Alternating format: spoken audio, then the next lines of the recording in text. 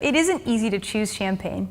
Firstly, it's expensive, so we can't really fool around. Additionally, the quality differences and the labeling jargon make it needlessly complex. Let's understand the 5 most important things to pay attention to on a bottle of champagne. The number 1 most important thing on a bottle of champagne is the sweetness level. And the most popular style is called Brut, and they're dry. Wines labeled dry, on the other hand, are actually a bit fruit-forward. Finally, the last 2 terms, demi-sec and doux, mean sweet. And for context, demi-sec is less than half the sweetness of Coca-Cola. Champagne styles. We're talking about grapes here. There are 3 major grapes in Champagne: Chardonnay, Pinot Noir, and Pinot's relative, Pinot Meunier. The most common champagne is a blend of all 3 grapes, and it looks like a white wine.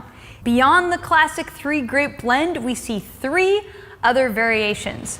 Blanc de Blanc, meaning white of whites. It uses Chardonnay. These have lemony and creamy cheesy aromas, and they're a great choice for beginners. Blanc de Noir, meaning white of blacks, is a Pinot-only champagne. I find these wines to have subtle red fruit and earthy mushroom aromas. They're definitely complex. Finally, rosé champagne is a brilliant pink color, and it's made by actually blending in about 10% red wine. So which produces the toastiest, nuttiest styles of champagne? For this, we need to add age. Vintage versus non-vintage champagne. A process called tirage is what gives champagne its nutty, toasty aromas. Top champagnes age on tirage in their cellars for more than 5 years. Strangely, this important detail isn't actually available on most bottles of champagne, but the vintage is going to give you a clue. Vintage dated wines are required to age for a minimum of 3 years, whereas non-vintage wines age for just 15 months. So if you want a more toasty style, look for those vintage bottled wines. That is a clue. Grand Cru Champagne. Another word you see on a label is cru, usually prefixed by premier or grand, and it's talking about vineyards. Champagne is a cold place. The best vineyards here sit on slopes where they soak up the sun and dry out quickly after a rain. Wines labeled Grand Cru come from the vineyards located on perfect south-facing slopes.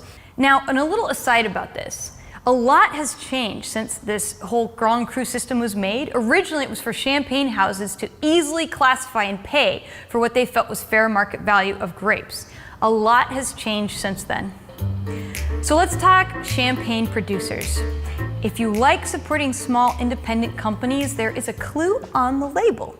In small print, you'll find 2 letters. It tells you the type of producer, and in champagne there are essentially 3 types. Maisons, the big guys, cooperatives, the medium guys, and vignerons, the little guys. Maisons make up the majority of champagne we're gonna find in the store. Producers like Moet, Veuve Clicquot, Perrier, Bollinger, these are all what we call negociants, who buy all or some of their grapes from growers. The benefits of negociants is that they're highly consistent. Next up, we have cooperatives. This is a grower's co-op that pools all its resources together and makes wine under a single brand. These wines are very consistent as well. Finally, we have the grower producers who do things independently. There are thousands of growers in Champagne and hundreds of grower producers. This is the most innovative and creative category in all of Champagne. I hope this helps you drink better wine.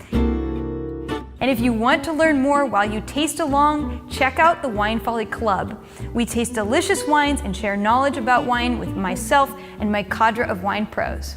Ultimately, Champagne is a benchmark in sparkling wine and well worth the taste. Happy tasting. Until next time, peace out.